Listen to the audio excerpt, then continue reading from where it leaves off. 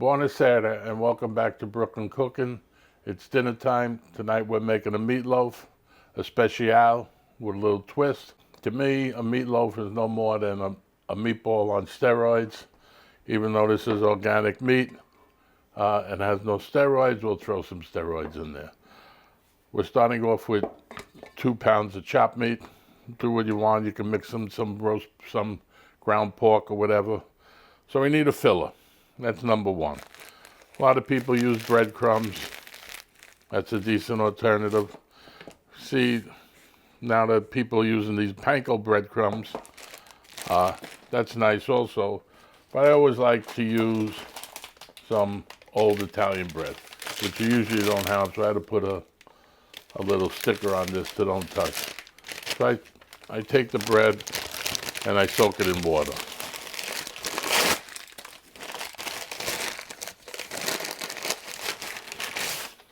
This has really been around a while, so we're just going to break it up and soak it in water. This is going to take 5-10 minutes, so I'm going to put this put it on the side. We'll come back to it and you'll see how mushy and gooey and nice it gets. And we'll get rid of the rest of the breadcrumbs and give ourselves some room. Like I said, we're starting off with 2 pounds of meat. We got to give it a little flavor and fill it.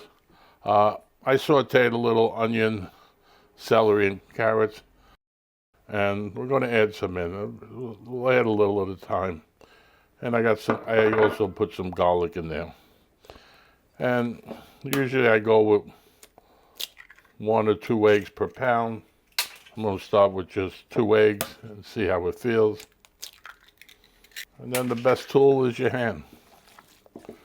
Just squish it up. Get out your aggression and squish it up. You know, some people put some peppers in there, cut up, fry up, saute some peppers with this.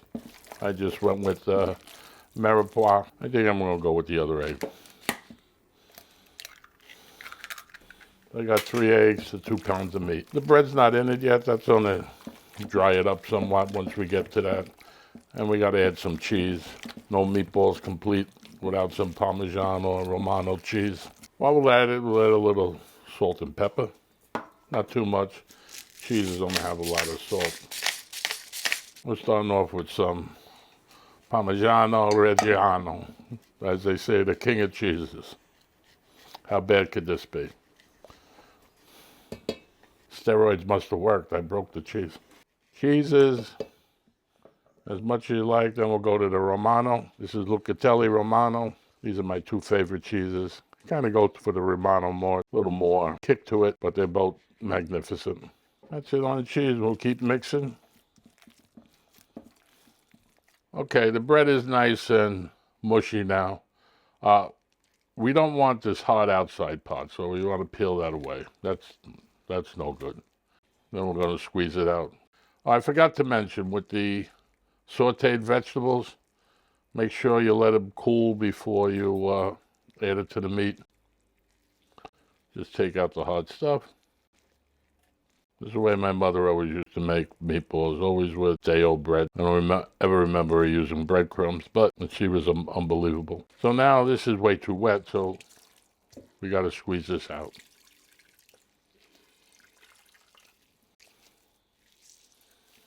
That's pretty good. I don't know if we're going to use all of this. I just want to break it up a bit. Throw it in there. Little mix as you go. Now, watching recipes online, even I do it a lot. I'm no professional chef. Even if you say, I don't like that, it's always good. Always take away something from a recipe. Not always. Sometimes they're just horrible. Say, hey, I like that, but I don't like this. Let me try that. When there's something I want to make that I never made before, I look up some recipes. I'll look at 3 or 4 or 5. They say, hey, that's a good idea. That's stupid. And I'll mix and match them. Not rocket science. You like more cheese? Put in more cheese. You like more bread? Put in less bread. Put in more bread. Use breadcrumbs. Usually what do you like? I think I need a bigger boat. I mean, my boat, the table. Okay, This looks pretty good. It's time to shape. We have our vessel here. We got a half sheet pan, and I have one of these silk pads. You could use parchment paper. You could use nothing, but I would do something. Parchment paper at the bottom, help it from not sticking. And a lot of people put it in a loaf pan or whatever. I don't do that. I just like the free form. Oh, I forgot something. We're going to play a game here. What I got in my pocket here? We got a sausage. We got a kielbasa. We're going to play hide the sausage. And we're going to cut a little piece off here. I cut a little piece off here. I'm going to stick it in there. Usually I play hide the muzzi or the mozzarella. But you know what? We're going to do both. I'm going to grab a couple of lobs of mozzarella, shove them in here. Our goal is when this is done, it doesn't run all over the place. That's our goal. Maybe you put one more piece, maybe. I think I'm asking for trouble, but now we have to seal it up good.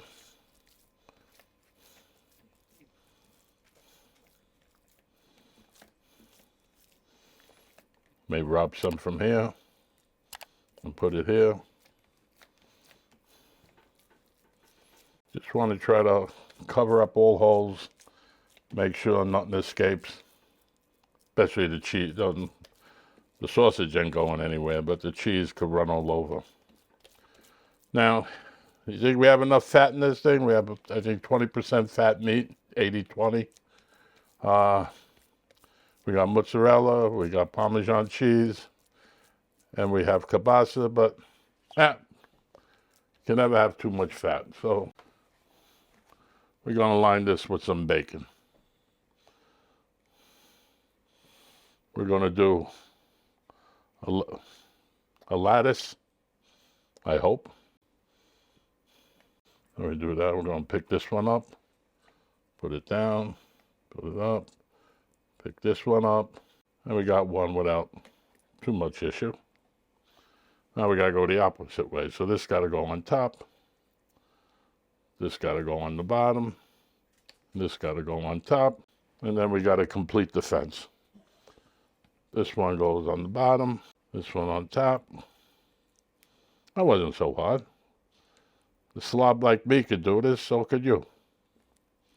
Whether you want to do it is another thing. I think it's ready.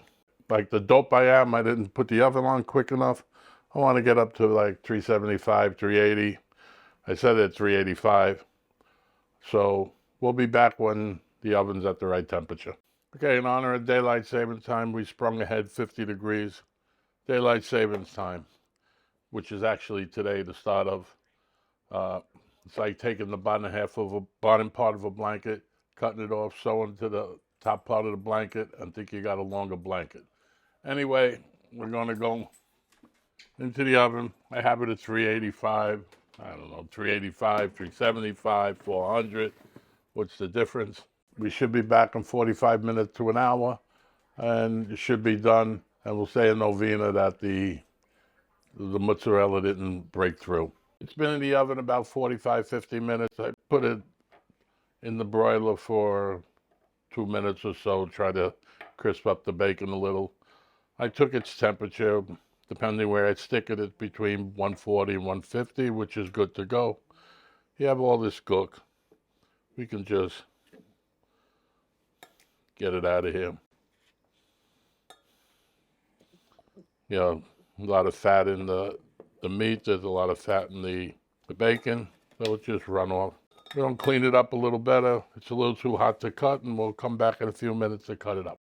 Okay, it's showtime. We're going to cut it now, and we're going to see if it worked. We're going to go right down the middle.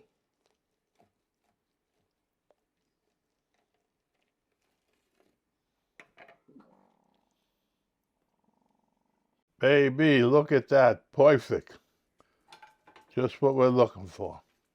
We got the sausage, we got the mozzi, and we got the meat.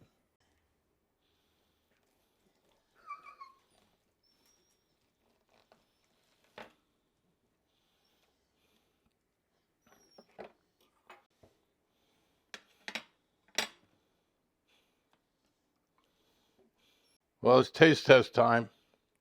We'll try a little outer piece first. Nice and moist. We'll grab a little mousse in there. Throw it in there.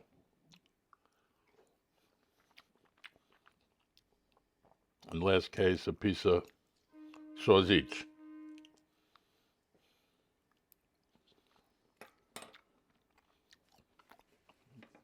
I'll say it's success. There may be parts of this you like, maybe parts of this you don't like. Do the parts you like, don't do the parts you don't like. And make yourself a meatloaf. Anyway, arrivederci from Brooklyn Cooking, and we'll see you soon.